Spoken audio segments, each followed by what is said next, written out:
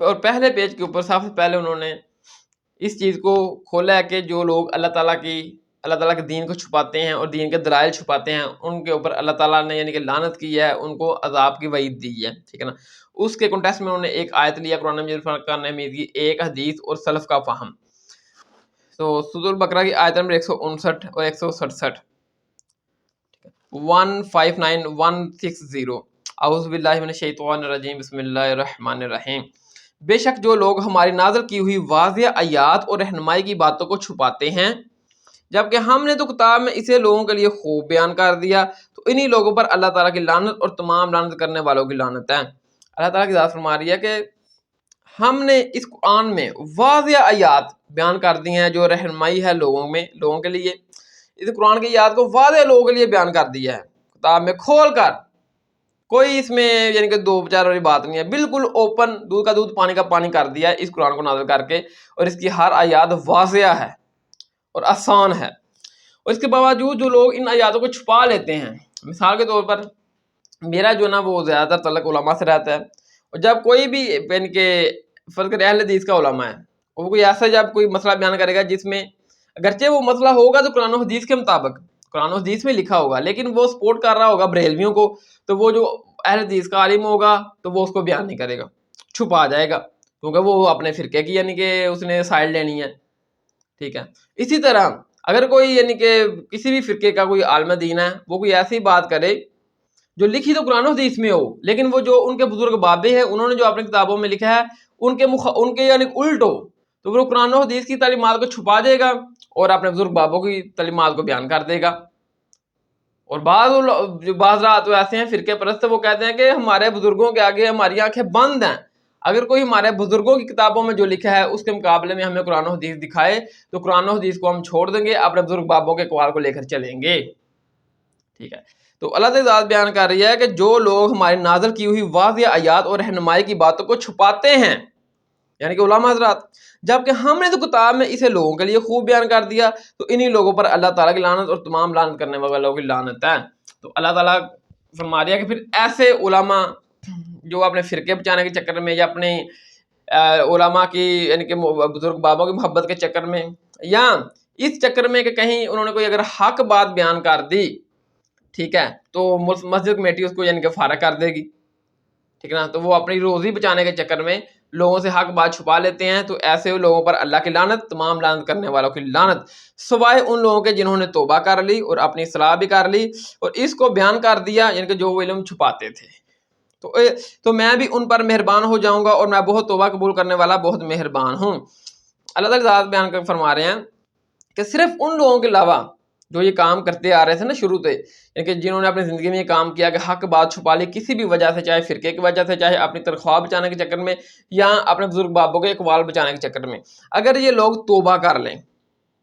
اپنی اصلاح بھی کر لیں کہ آئندہ ہم نے یہ کام نہیں کرنا، اپنے کسی فرقے کو سپورٹ نہیں کرنا، کسی بزرگ بابے کو سپورٹ نہیں کرنا، نہ ہی اپنی تنخواہ کی فکر کرنی ہے، جو اللہ تعالیٰ نے بیان کر دیا ہے اس میں وہی حق بیان کرنا ہے،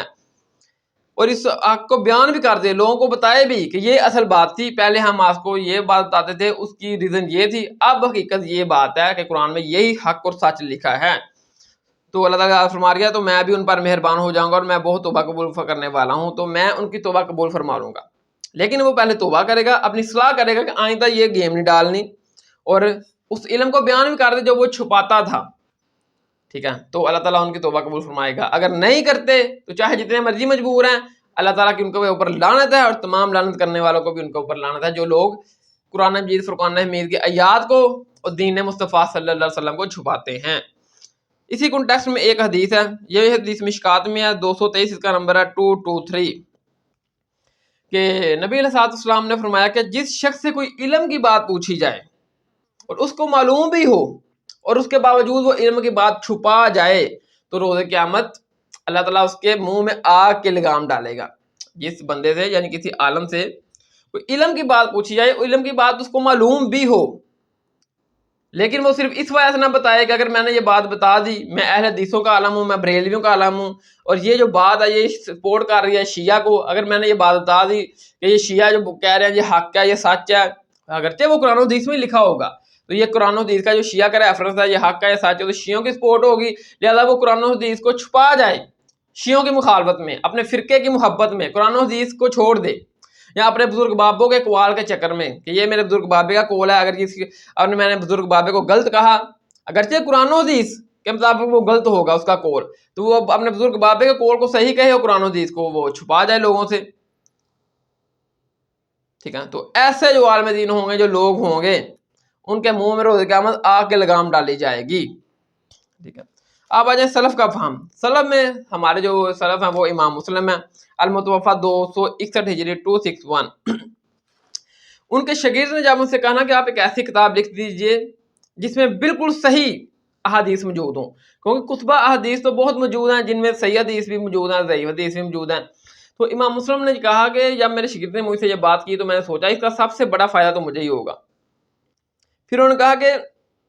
لوگوں میں، عوام الناس میں، یعنی کہ اگر 100 بندہ ہے تو اس میں سے 5 ہیں جو مدرسے میں پڑھنے جاتے ہیں، باقی 95% لوگ جو بیچارے کے پاس ٹائم ہوتا ہے غربت کی وجہ سے کاموں میں مصروف رہتے ہیں.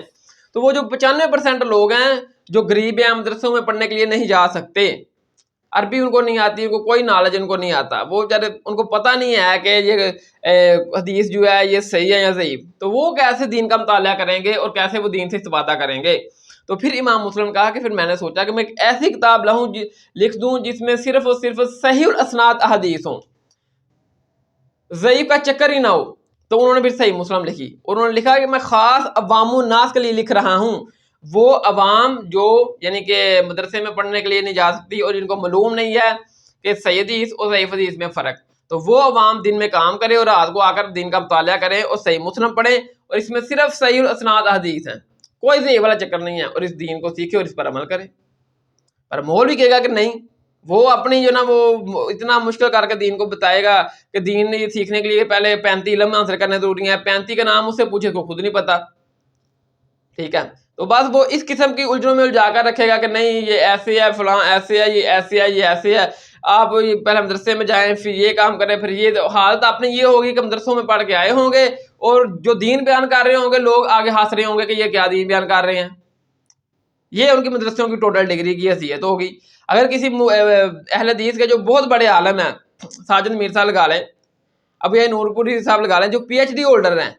اہل حدیثوں کے پی ایچ ڈی ہولڈر ہیں، اور بریلویوں کو جو بچہ ہے بالکل 10 سال کا جو ایک دن مدرسے میں بھی نہیں گیا، اس کو کلمہ تک نہیں آتا پہلا، اسے پوچھ لیں کہ وہابیوں کا جو مولوی ہے اتنا بڑا، کیا اس کے پاس اتنی ڈگری ہے، یہ صحیح ہے، وہ منہ پھاڑ کے کہے گا نہیں یہ تو جاہل ہے، گمراہ ہے، یہ تو دوستی ہے. یہ ان کی ڈگریوں کی حیثیت ہے. اسی طرح اگر کوئی بریلوی ہے، دیوبندی ہے، شیعہ ہے، دوسرے فرقے کے کسی چھوٹے سے بچے پوچھ لیں جس کو بھی پورے کپڑے پہننے بھی نہیں آتے کہ یہ فلاں فرقے کا ہے، اس کے پاس ڈگری ہے پی ایچ ڈی کی، یہ مفتی ہے، تو کیا یہ ٹھیک ہے، مولانا طارق جمیل صاحب ٹھیک ہے؟ یہ کہا نہیں یہ تو گمراہ، جاہل اور کافر اور جہنمی ہے. ٹھیک ہے، تو یہ ان کی ڈگریوں کی ٹوٹل حیثیت ہے. تو امام مسلم کہہ رہے ہیں کہ جو 95% لوگ ہیں نا جو مدرسوں میں علم حاصل کرنے کے لیے نہیں جا سکتے، ان کے لیے یہ میں کتاب لکھ رہا ہوں کہ جن کو صحیح حدیث اور ضعیف کے چکر کا نہیں پتا، علم کا نہیں پتا، جب تک کہ کسی دوسرے سے پوچھ نہ لیں،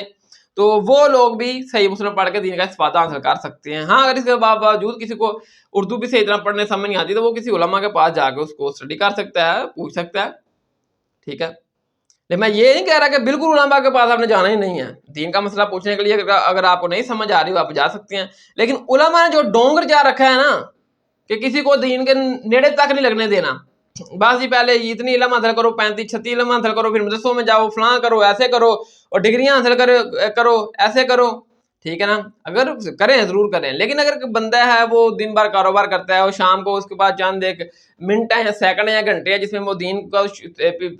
سیکھنے کا شوق رکھتا ہے،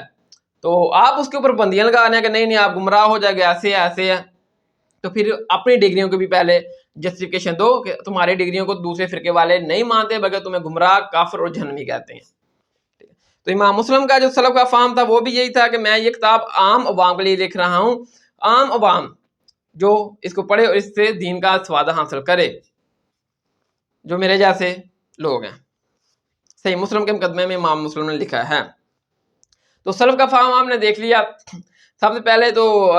قرآن کی یاد سے دیکھا جو لوگ علم کو چھپاتے ہیں ان کو کون سا عذاب دیا جائے گا، پھر حدیث کی روشنی میں دیکھا جو لوگ علم کو چھپاتے ہیں ان کو کون سا عذاب دیا جائے گا، پھر سلف کا فہم بھی دیکھ لیا کہ انہوں نے لکھا کہ میں عام لوگوں کے لیے یہ صحیح مسلم لکھ رہا ہوں تاکہ عام بندہ بھی اس کو پڑھ کے اس سے استفادہ حاصل کرے.